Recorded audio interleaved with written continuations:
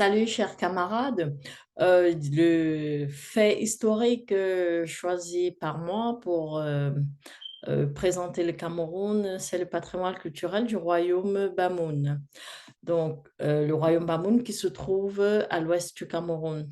Ma présentation, je l'ai divisée en trois parties. Donc, une brève introduction du royaume Bamoun, un peu d'histoire et pour finir, les aspects culturels que l'on retrouve dans le royaume Bamoun. Sans plus attendre, nous avons commencé par la situation et un peu des situations historiques du royaume Bamoun. Donc, le royaume a été fondé au XIVe siècle par le roi Mbwembwe qui, suite aux migrations qui étaient parfois volontaires ou obligatoires, s'est retrouvé du côté du Cameroun, plus précisément à l'ouest du Cameroun. Donc, les Bamoun, ils viennent d'une dynastie d'origine Tikar, qui est l'une des plus anciennes d'Afrique. Avec l'arrivée de la colonisation, les Allemands qui étaient les premiers colonisateurs sont arrivés en 1884.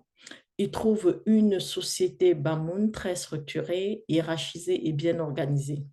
Ils sont surpris par l'architecture, l'artisanat et les valeurs culturelles de ce peuple. Ils sont très impressionnés par ça et contrairement aux Français, ils décident de laisser cette société telle qu'elle était.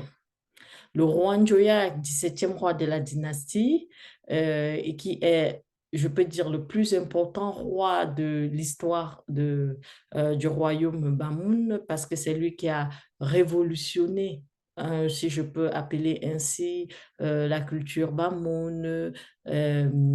Et c'est lui qui a construit le Grand Palais qui, jusqu'à aujourd'hui, est un site touristique à Fumban. Il avait mis des portes à l'entrée de la ville. La ville était faite de barrières comme dans certaines grandes villes de l'Europe du 14e, 15e et 16e siècle.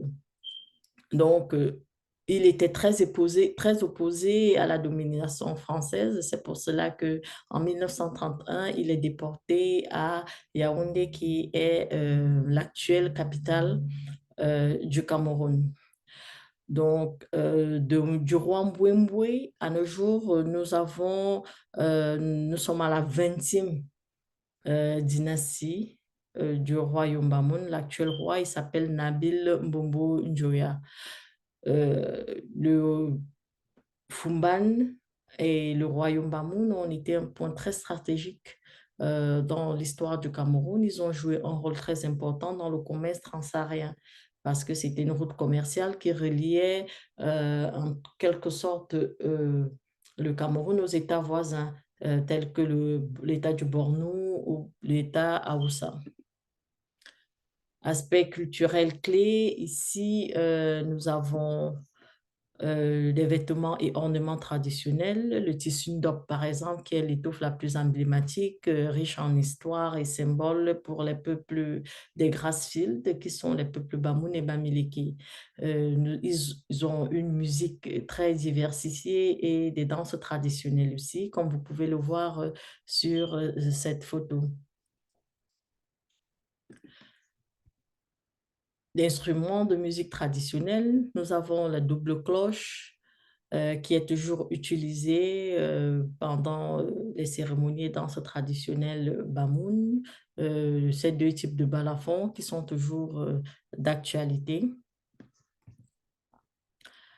Et surtout pendant le festival Ngoon, qui est un festival qui célèbre chaque année, qui est célébré chaque année à l'honneur des ancêtres du royaume. Durant ce festival, ce grand festival, des poteries, des tissages et sculptures en bois représentant un peu toute l'histoire du royaume Bamoun sont exposés durant cette cérémonie. Architecture et artisanat, nous avons des preuves de la grande qualité de l'architecture Bamoun. Nous avons le palais du sultan royal qui a été construit par le sultan, le roi Mbombo Djoya. Nous avons ici le musée royal de Fumban. des masques Bamoun qui se retrouvent dans des musées un peu partout dans le monde, des portes Bamoun. Un article que j'ai pu retrouver du roi Ibrahim Bongondjoya pendant la colonisation. Il a été un très grand opposant à la colonisation française. Il était très aimé par son peuple et il est reconnu jusqu'à aujourd'hui comme étant en fait l'un des grands et réels fondateurs de l'histoire de la culture et du patrimoine Bamoun. J'ai parlé tout avant de l'écriture Bamoun. Ici, vous en avez un exemple. Elle ressemble étrangement à certains hiéroglyphes égyptiens, mais c'est une écriture qui a été créée, comme je l'ai déjà dit, par le roi Momo Duya et elle est utilisée encore aujourd'hui par les Bamoun. OK, merci de m'avoir suivi et à très bientôt. Au revoir.